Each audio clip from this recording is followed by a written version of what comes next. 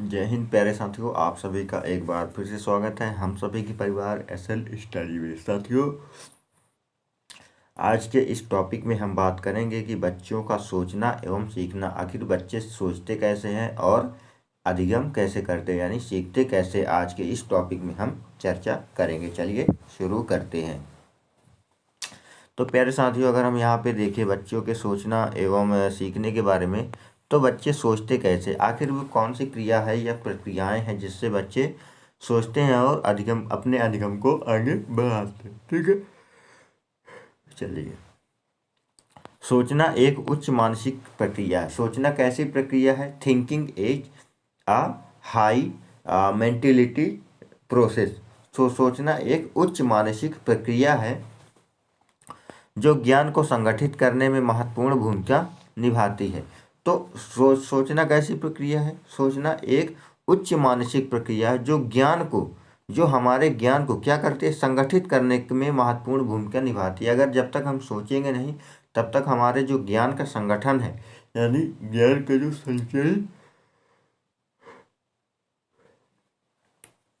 संचयीकरण है, वो नहीं हो पाएगा। ठीक है, इस मानसिक प्रक्रिया में स्मृति, प्रत्यक्षीकरण, अनुमान, कल्पना आदि मानसिक प्रक्रियाएं भी शामिल होती हैं। इस प्रक्रिया में क्या होता है? जो स्मृति, प्रत्यक्षीकरण यानी हमारी जो याद करने की क्षमता है, अनुमान लगाने की क्षमता, कल्पना शक्ति आदि जो मानसिक प्रक्रियाएं हैं, यह भी शामिल होती हैं। यह किसमें? सोचने में। ठीक है, बालक के सामने अनेक प्रकार की समस्याएं, वस्तुएं, दृश्य, घटनाएं आदि सामने दिखाई देते हैं और बालक उनके बारे में सोचता और सीखता है। यानी जैसे ही बालक के सामने कई प्रकार की समस्याएं, जैसे कुछ वस्तुओं के रूप में, दृश्य के रूप में, घटनाओं के रूप में आदि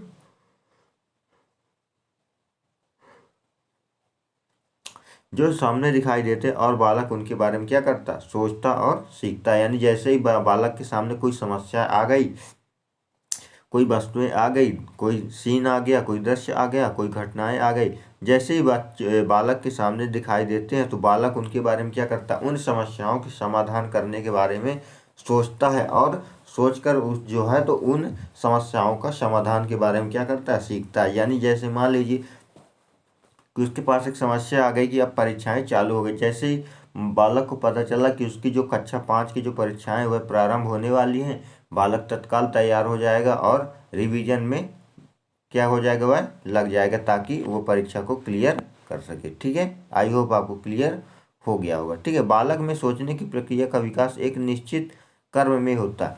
यानी जो बालक में सोचने की जो विकास की प्रक्रिया, यानी सोचने का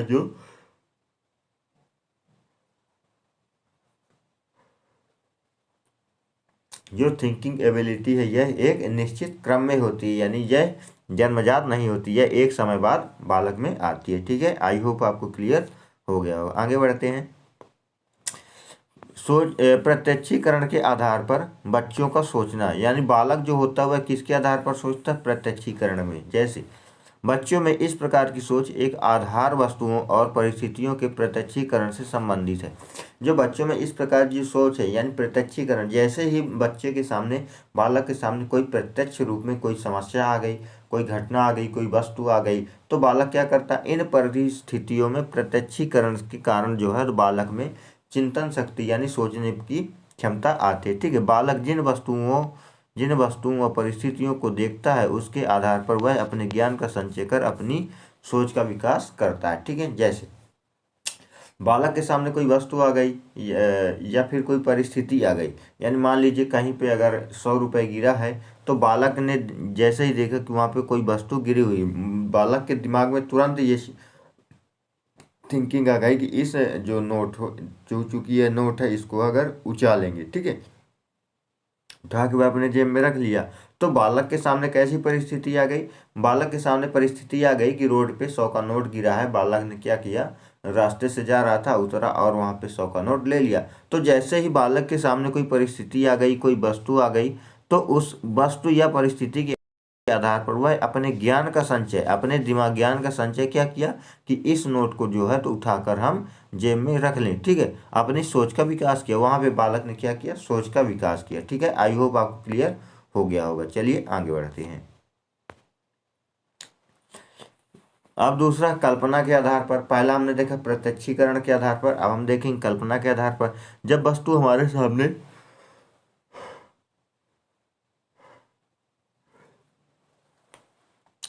जब वस्तु हमारे सामने उपस्थित नहीं होती तब उसकी कल्पना की जाती है। ठीक है, जैसे कल्पना के आधार पर सोचना कैसे, जैसे कोई स्थान वस्तु जब हमारे सामने नहीं होती, जैसे हम एक जगह बैठे हैं और हमारे सामने क्या ताजमहल नहीं है, लेकिन हम बैठे बैठे ही ताजमहल के बारे में सोचने लगते हैं।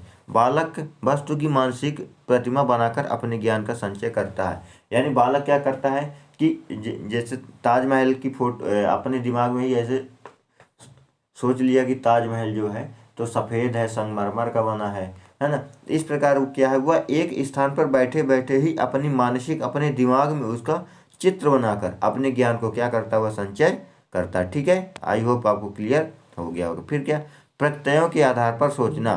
तो उच्च प्रकार की सोच, विचारात्मक सोच बालकों में इस अभिव्यक्ति तभी आती है जब बालकों में प्रत्ययों का निर्माण होता है। ठीक है, बालक में कोई जितने अधिक प्रत्यय निर्मित होते हैं उसमें उतना ही अधिक प्रत्यात्मक सोच पाई जाती है।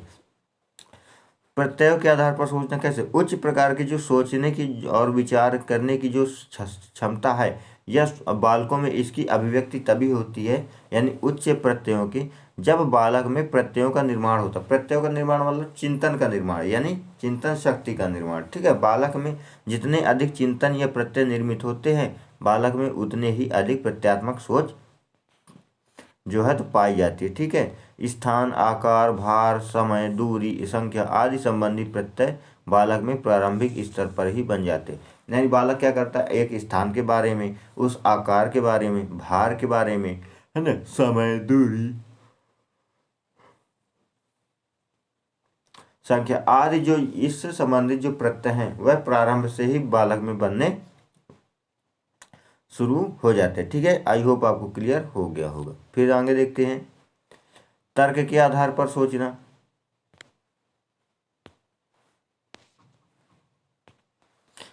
तर्क के आधार पर सोचना यानी सबसे उच्च प्रकार इसका विकास बालक में भाषा सोच संप्रेषण के आधार पर होता है। यानी तर्क के आधार पर कैसे, चिंतन शक्ति के आधार पर सोचना। जैसे इस सोच है, इस सोच का विकास क्या होता है बालक में, भाषा सोच संप्रेषण के आधार पर होता है। यानी जब बालक क्या सीखता है, भाषा सीखता है, तो भाषा सीखते समय ही बालक में तर्क के आधार पर जो है तो यह सोच विकसित होती है।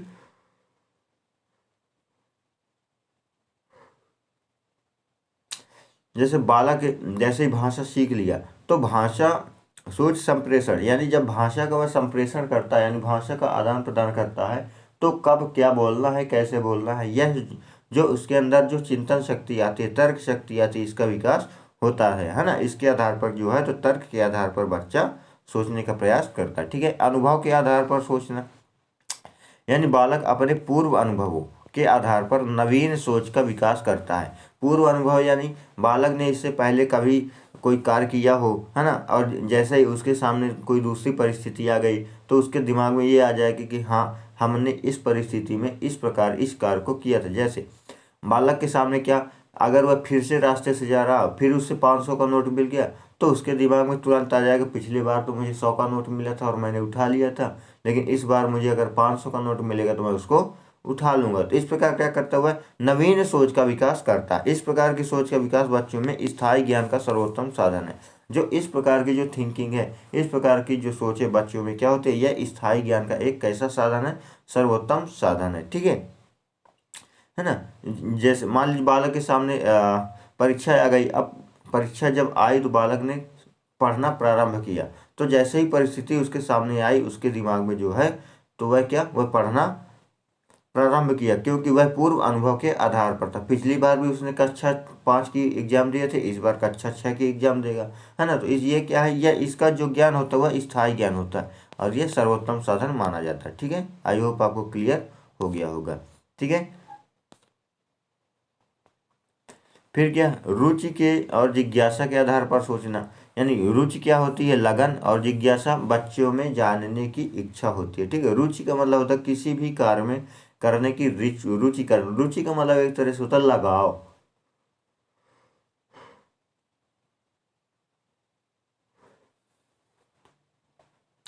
रुचि एवं जिज्ञासा भी बच्चों में सोचने की योग्यता का विकास करते हैं। क्या करते हैं? योग्यता का विकास करते हैं। यानी जैसे ही बच्चों में ज़्यादा रुचि होगी, है ना, जैसे जैसे जिज्ञासा बढ़ती जाएगी, जैसे जैसे रुचि बढ़ती जाएगी, लगाव बढ़ता जाएगा, तैसे तैसे बच्चों में क्या होगा? सोचने की जो क्षमता है उसकी जो जो योग्यता, उसमें विकास होता रहता है। ठीक है, इसलिए शिक्षक को चाहिए कि वे बच्चों में रुचि व जिज्ञासा को जागृत करने की कोशिश करें। इसलिए जो शिक्षक होते हैं तो वह उन्हें क्या करना चाहिए? उन्हें यह प्रयास करना चाहिए कि जो बालक में सोचने और चिंतन करने यानी जिज्ञासु बनने की जो इच्छा है वह अधिक बढ़ सके। ठीक है, जिससे बच्चे क्या अधिगम कर सके। ठीक है, अनुकरण के आधार पर सीखना। बच्चे अपने आसपास के लोगों को कार्य करते देखकर ही उन्हें उनके जैसा कार्य करने के बारे में सोचते हैं।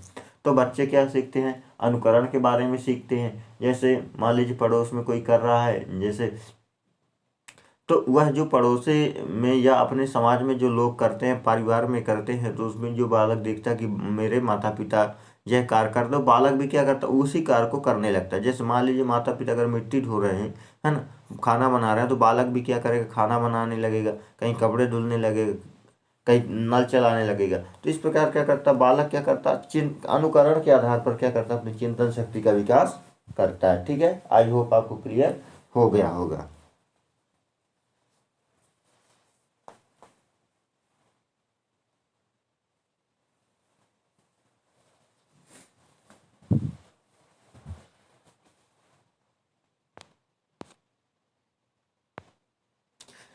ठीक है, हमने प्यारे साथियों देखा कि बच्चे सोचते कैसे। अब हम देखेंगे कि बच्चे सीखते कैसे। ठीक है, हमने अभी क्या देखा? बच्चे सोचते कैसे हैं, तो कैसे सोचते हैं? अनुकरण के आधार पर, तर्क के आधार पर, रुचि और जिज्ञासा के आधार पर, प्रत्यक्षीकरण के आधार पर, है ना, बच्चे क्या करते हैं? सोचते हैं। समस्या के आधार पर, परिस्थिति के आधार पर। अब हम देखेंगे कि बच्चे बालक सीखते कैसे। ठीक है, तो सीखना एक क्या है? प्रक्रिया है। जैसे सोचना एक प्रक्रिया, मानसिक प्रक्रिया, उसी तरह सीखना क्या है? एक प्रक्रिया है जो जन्म के बाद से चालू होती है। यानी बालक का जैसे ही जन्म होता है तैसे ही वह क्या करता है? वह सीखना प्रारंभ कर देता है, और यह एक जीवन पर्यंत चलने वाली प्रक्रिया है। सीखने को हम अधिगम भी कहते हैं। अधिगम कैसी प्रक्रिया? यह एक जन्मजात प्रक्रिया है ना। सीखना व्यवहार में परिवर्तन है। यानी जैसे ही हमने कोई कार्य सीखा, कोई ज्ञान हमने सीखा, उस ज्ञान को हमने आत्मसात करके अपने व्यवहार में क्या कर लिया? उसको आत्मसात कर लिया, है ना। जैसे हमने क्या सीखा कि हमें जो है तो हमेशा सत्य बोलना चाहिए। ठीक है, क्योंकि झूठ बोलना पाप है। जैसे ही हमने क्या किया? सीखा कि हमें सही बोलना चाहिए, हमें झूठ नहीं बोलना चाहिए, तो हमने क्या किया? उसको आत्मसात कर लिया, उसको अपने व्यवहार में उतार लिया। उसके बाद हमने कभी झूठ नहीं बोला। तो इस प्रकार क्या है? सीखना व्यवहार में परिवर्तन है। गिट्स क्या कहते हैं कि अनुभव एवं प्रशिक्षण द्वारा व्यवहार में परिवर्तन लाना ही क्या है? सीखना है। यानी अनुभव एवं प्रशिक्षण, यानी बालक ने कोई कार्य अनुभव किया, कोई ज्ञान का अनुभव किया और उसका क्या किया? प्रशिक्षण किया। तो प्रशिक्षण द्वारा व्यवहार में परिवर्तन लाना ही क्या है? सीखना कहलाता है। ठीक है, यानी हमने किसी किसी ज्ञान को अर्जित किया, उसको क्या कि प्रशिक्षण किया, है ना। अनुभव एवं प्रशिक्षण द्वारा व्यवहार में परिवर्तन लाना ही क्या है? सीखना है।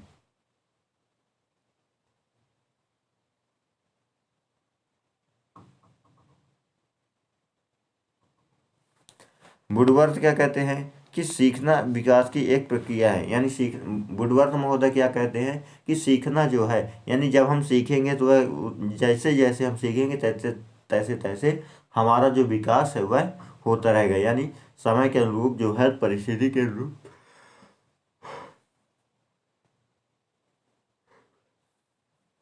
सीखते हैं। जैसे बच्चा जब जन्म लेता है तो पहले छोटा रहता है, छोटे होने के बाद वर्ण, है ना, का खा गा गा ये वगैरह सीखता। फिर धीरे धीरे जैसे जैसे वह बड़ा होता जाता है, किताब पढ़ना, है ना, बोलना लिखना, तो इस प्रकार जो है तो यह जैसे जैसे हम सीखते जाएंगे तैसे तैसे हमारा विकास होता रहेगा। ठीक है, इस स्किनर महोदय क्या कहते हैं कि सीखना व्यवहार में उत्तरोत्तर सामंजस्य की प्रक्रिया है। यानी सीखना क्या है? सीखना एक ऐसी प्रक्रिया जो उत्तरोत्तर यानी अपने व्यवहार में क्या सामंजस्य स्थापित करना। यानी हमने कोई ज्ञान सीखा, हमने उसको अपने व्यवहार में उतार लिया, और उस व्यवहार को हम क्या, उस व्यवहार और उस अधिगम में हमने क्या सामंजस्य स्थापित करने का प्रयास करते हैं। ठीक है, जैसे यहाँ पे ये बालक है, ये सीखा कि हमें जो है तो क्या करना चाहिए, जैसे हमें स्कूल रोज जाना चाहिए, ठीक है। तो बच्चे ने क्या सीखा कि अगर हमें विद्यालय रोज जाना चाहिए, विद्यालय जाने से क्या हमारी पढ़ाई अच्छी होगी। तो बालक क्या करता है, स्कूल रोज जाता है, क्योंकि उसने सीखा और उस सीख को उसने क्या किया, अपने व्यवहार में उसको सामंजस्य स्थापित कर लिया, ठीक है। आई होप आपको क्लियर हो गया होगा। गिलफोर्ड महोदय क्या कहते हैं कि व्यवहार के कारण व्यवहार में परिवर्तन ही सीखना है। यानी व्यवहार के कारण कैसे, जैसे बालक ने सीखा कि हमें व्यवहार में हमेशा जो है तो दूसरों की मदद करनी चाहिए, ठीक है। अब उसने व्यवहार में क्या, व्यवहार यानी दूसरे का व्यवहार क्या देखा कि भाई एक व्यक्ति दूसरे व्यक्ति की क्या कर रहा, मदद कर रहा है। तो उस व्यवहार में क्या कर लिया हुआ है, परिवर्तन, यानी अपने व्यवहार में भी उसने क्या कर लिया, परिवर्तन कर लिया, यानी वह भी दूसरे व्यक्ति की तरह दूसरों की मदद करने लगा। तो यह क्या हो गया, व्यवहार में व्यवहार के कारण परिवर्तन, यानी जैसे ही हमने किसी दूसरे व्यक्ति को व्यवहार करते देखा, हमने तुरंत अपने व्यवहार में परिवर्तन कर लिया, है ना। यह किसने कहा, गिलफोर्ड महोदय ने। क्रो क्या कहते हैं कि सीखना आदतों, ज्ञान एवं अभिवृत्तियों का अर्जन है। यानी हम अपनी आदतों से ज्ञान सीखते हैं, अपनी अभिवृत्तियों से ज्ञान सीखते हैं। तो उन अभिवृत्तियों का क्या अर्जन है, यानी सीखना क्या, आदतों आदतों का, ज्ञान का एवं अभिवृत्तियों का क्या है, अर्जन है। यानी जैसे ही हमने किसी अच्छी आदतों का अर्जित कर लिया, अच्छे ज्ञान को अर्जन कर लिया, है ना, अभिवृत्तियों को अर्जन कर लिया, तो उसको जब हम अर्जन कर लेंगे तो क्या हो जाएगा, वो हमारे सीखने की प्रक्रिया है, ठीक है। थॉर्नडाइक के अनुसार अगर सीखना बात करें तो अमेरिकी मनोवैज्ञानिक थॉर्नडाइक, है ना, एडवर्ड थॉर्नडाइक ने सीखने के नियमों को 2 भागों में बांटा है। उन्होंने कितने नियम भागों में बांटा है, 2 भागों में, ठीक है। चलिए आगे देखते हैं कौन कौन से नियम है। पहला नियम है मुख्य नियम और दूसरा है गौण नियम। मुख्य नियम का मतलब होता है जो मेन नियम होता है, ठीक है।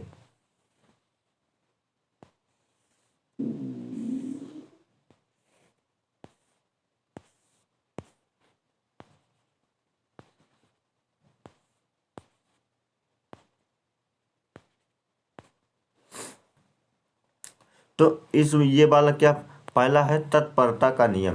तत्परता नियम मतलब कैसे, जैसे कोई कार्य अगर हम सीख रहे हैं तो उस कार्य में क्या हो जाएगी, हम तत्पर हो जाएंगे, लीन हो जाएंगे, ठीक है। जैसे हम पढ़ रहे हैं तो हम पढ़ने में क्या हो, एकदम लीन हो जाएगा, हमारे सामने कुछ समझ में नहीं आएगा। तो वह कैसा नियम हो गया, तत्परता का नियम। यानी हम किसी भी कार्य में अगर सीखते हैं, अधिगम करते हैं, तो उसमें बिल्कुल लीन हो जाना, तत्पर हो जाना, ठीक है, जब तक उस कार्य को सफल नहीं हो जाएगी। यह एक ऐसा नियम है, मुख्य नियम। अभ्यास का नियम क्या कहता है, अभ्यास के यानी किसी वस्तु या ज्ञान को अर्जित करते समय हम अभ्यास के माध्यम से सीखते हैं, है ना। यानी हम जैसे जैसे अभ्यास करेंगे तैसे तैसे हमारा ज्ञान बढ़ता जाएगा। प्रभाव का नियम, यानी कोई वस्तु अगर हम, कोई ज्ञान है, कोई वस्तु के कोई व्यवहार अगर हमारे ऊपर कोई प्रभाव पड़ रहा है, उस प्रभाव के कारण हम क्या करते हैं, उस वस्तु को या उस ज्ञान को अर्जित करने का प्रयास करते हैं। गौण नियम क्या कहते हैं, बहुप्रक्रिया, यानी बहुत सी बहुप्रक्रिया, यानी कोई समस्या हमारे सामने आ गई, हम उस समस्या के समाधान के लिए क्या करते हैं, बहुत सारी प्रतिक्रियाओं के माध्यम से हम समस्या का समाधान करने का प्रयास करते हैं। तो यह कौन सा नियम है, गौण नियम है। मानसिक स्थिति, यानी हमारी मानसिक स्थिति कैसी है, हम अपनी मानसिक स्थिति के आधार पर उस वस्तु को या उस ज्ञान को, उस व्यवहार को अर्जन करने, उस ज्ञान को सीखने का प्रयास करते हैं, ठीक है। आंशिक क्रिया, यानी जैसे ही हमारे सामने कोई समस्या आ गई, जैसे मान लीजिए बालक है, बालक के पास क्या है कि पाठ्यक्रम पाठ्यक्रम को क्या किया, बालक ने आंशिक रूप में क्या किया, यानी छोटे छोटे भागों में उस समस्या को हम बांटकर उस समस्या का समाधान करते हैं। जैसे पाठ्यक्रम है ना, अब पाठ्यक्रम को पढ़ाया जा रहा है तो पाठ 1, पाठ 2, पाठ 3, तो इस प्रकार क्या है, अध्यायों के माध्यम से पढ़ाया। अगर बच्चे को इकट्ठा ही पूरा पाठ्यक्रम पढ़ा दिया जाएगा तो बच्चे को समझ नहीं आएगा। तो इस प्रकार क्या है कि हम समस्याओं को छोटे छोटे भागों में बांट सकते हैं, ठीक है। जैसे एग्जाम्पल के तौर पर अगर हम बात करें, जैसे आप साइकिल चला रहे हैं, ठीक है, आप साइकिल सीख रहे हैं। मैं प्यारा सा उदाहरण दूंगा जिससे आपको पूरा क्लियर हो जाए। आप साइकिल चला रहे हैं, आपके साइकिल का क्या हो गया, चैन उतर गया।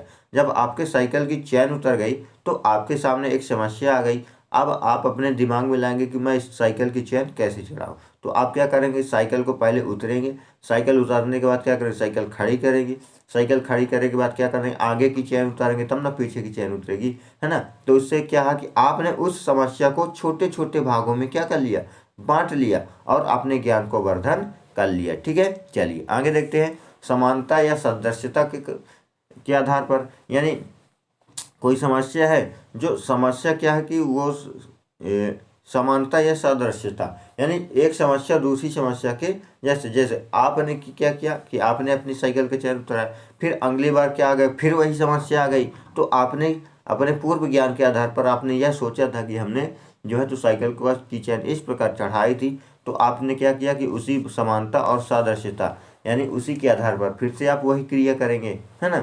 फिर क्या, साहचर्य का परिवर्तन, इसमें जो है तो अपनी क्रियाओं के परिवर्तन के कारण ही हम जो है तो सीखते हैं। ठीक है, तो यह कौन सा नियम है, गौण नियम है, यानी बहुप्रक्रिया, मानसिक सादृश्यता या समानता, साहचर्य और आंशिक क्रिया। ठीक है, मुख्य नियम में क्या, तत्परता, अभ्यास और प्रभाव का नियम। ठीक है, आई होप आपको क्लियर हो गया होगा। चलिए आगे बढ़ते हैं।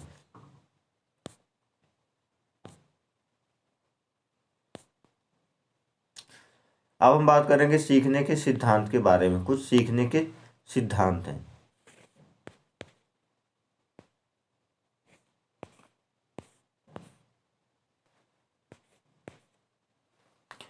तो सीखने के सिद्धांत में बात करें, सीखने का संबंध प्रक्रिया का संबंध, सीखने का संबंध प्रतिक्रिया का संबंध।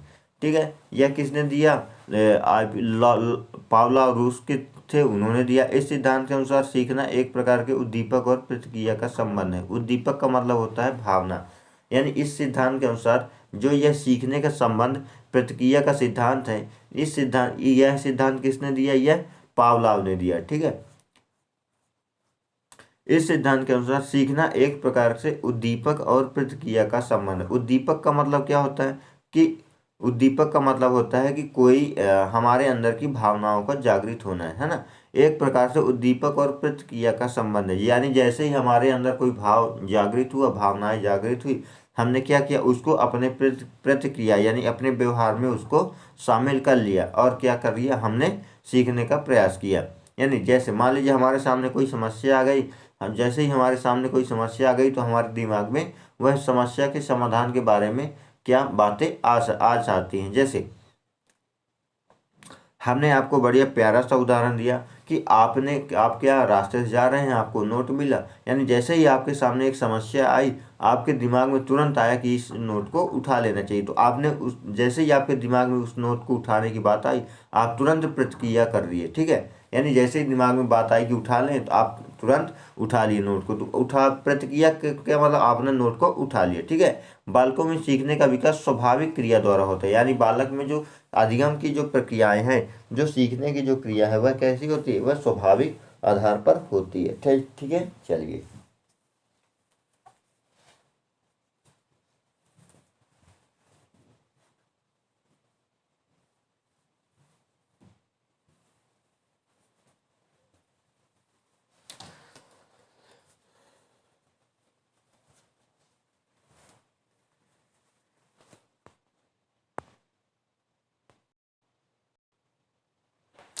ठीक है, इसके बाद क्या है, सीखने का प्रबलन सिद्धांत। यह किसने दिया, क्लार्क हॉल ने। यानी सीखने का आधार आवश्यकता की पूर्ति की प्रक्रिया है, यानी यह किसने दिया है, यह दिया है क्लार्क हॉल ने। उन्होंने क्या कहा कि जो सीखने का आधार है, सीखने का क्या आधार है, आवश्यकता की पूर्ति, यानी हमारी कोई समस्या है, हमें कोई किसी कार्य की आवश्यकता है, किसी ज्ञान की आवश्यकता है, और जैसे ही हमारे आवश्यकता की पूर्ति हो गई, हमारे जो सीखने की क्रिया वह संपन्न हो जाएगी। ठीक है, अगर हमें भूख लगी है और हमें भूख लगी है तो हमें भोजन की आवश्यकता है, यानी जैसे ही हमारी आवश्यकता की पूर्ति हो जाएगी, हम सीखने की प्रक्रिया कर लेंगे। ठीक है, यह किसने दिया, क्लार्क हॉल ने। सूझ या अंतर्दृष्टि का सिद्धांत किसने दिया, इसका प्रतिपादन किया वार्डीमर, कोफ्फा, कोलाहर। इनके अनुसार कुछ कार्य ऐसे होते हैं जिन्हें व्यक्ति बिना बताए सीख लेता है, जैसे इसे सूझ द्वारा कहते हैं। तो यह सिद्धांत किसने प्रतिपादित किया, वर्दीमर, कोफ्फा और कोलाहर ने। इन्होंने क्या कहा कि कुछ कार्य ऐसे होते हैं जिनमें व्यक्ति बिना बताए उनको सीख लेता है, इसे सूझ के द्वारा सीखना कहते हैं। जैसे छोटा बालक है, वह क्या किया कि वह दूध पीना सीख जाता है, तो वह कैसे सीखता, वह अपनी सूझ के द्वारा, यानी जैसे उसे भूख लगेगी, जैसे उसकी आवश्यकता होगी, तैसे वह उस कार्य को करने लगता है। क्योंकि दूध पिलाना क्यों जो है तो बच्चे को कोई सिखाता नहीं, वह जैसे ही उसे भूख लगती है वह उसको सीख लेता है, यानी दूध पीना प्रारंभ कर देता है। ठीक है, आई होप आपको क्लियर हो गया। इसे कौन सा सिद्धांत कहेंगे? इसे सूच का सिद्धांत कहते हैं। ठीक है, आई होप आपको क्लियर हो गया होगा। इसके बाद हम बात करेंगे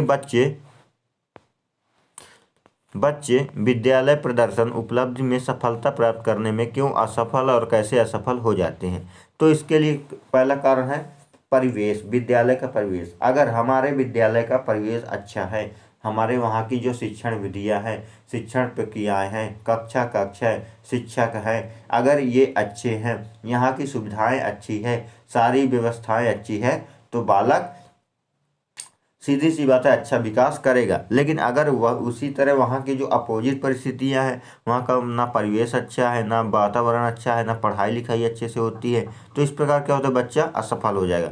पारिवारिक माहौल, अगर बच्चे का परिवार में भी किसी न किसी प्रकार की समस्याएं चल रही हैं, चाहे वह आर्थिक, सामाजिक, राजनीतिक हो, है ना, तो इससे क्या होगा, बच्चे में भी क्या क्या करेंगे, बहुत सारी प्रक्रियाएं के कारण क्या बच्चे असफल हो जाते हैं। अभ्यास का अभाव, बच्चे क्या करते हैं कि नियमित अभ्यास नहीं करते, अभ्यास के अभाव में बच्चे असफल हो जाते हैं। तत्परता की कमी, यानी पढ़ाई में उनका मन नहीं लगता किसी न किसी कारणवश से, इसके कारण वह असफल हो जाते हैं। स्वस्थ बच्चा क्या होता है, कहीं ना कहीं, कभी ना कभी, किसी न किसी बीमारी से ग्रसित रहता है, जिसके कारण वह अधिगम में असफल हो जाते हैं। ठीक है, चलिए फिर क्या, शिक्षण विधियाँ। तो अगर विद्यालय की अच्छी जो है तो क्या अच्छी शिक्षण विधि नहीं है, तो इसके कारण भी बालक क्या होते हैं, असफल हो जाते हैं। प्रेरणा एवं मार्गदर्शन का अभाव, यानी जो छोटे बच्चे हैं उनको कोई मोटिवेट करने वाला व्यक्ति नहीं है ना, मार्गदर्शन का अभाव है, तो इसके कारण बच्चे क्या होते हैं, वह जो है उनकी चिंतन शक्ति भी कमजोर हो जाती है। बुद्धि, अगर बच्चा अच्छी बुद्धि का तो अच्छा सीखेगा, अगर बच्चा कम बुद्धि वाला है तो कम सीखेगा, तो बुद्धि का भी प्रभाव पड़ता है। पढ़ाई के दौरान विद्यालय से भाग जाना, कुछ छात्र ऐसे होते हैं जो पढ़ाई करते करते ही विद्यालय से गायब हो जाते हैं, तो इसके क्या कारण क्या होता है, जो विद्यालय में पढ़ाया गया होता है उनको समझ में नहीं आता। ठीक है, तो ये कुछ परिस्थितियाँ हैं जिसके कारण बच्चे अधिगम में असफल हो जाते हैं। ठीक है, आई होप आपको क्लियर हो गया होगा। तो मैं आशा करता हूँ प्यारे साथियों, आपको पूरा कॉन्सेप्ट क्लियर में आ गया होगा, पूरा कॉन्सेप्ट समझ में आ गया होगा कि बच्चे कैसे सीखते हैं, है ना। इस प्रकार अगर वीडियो पसंद आए तो वीडियो को लाइक कीजिए, शेयर कीजिए और हमारे चैनल को सब्सक्राइब कीजिए। फिर मिलेंगे एक नए वीडियो के साथ, तब तक के लिए जय हिंद, जय भारत।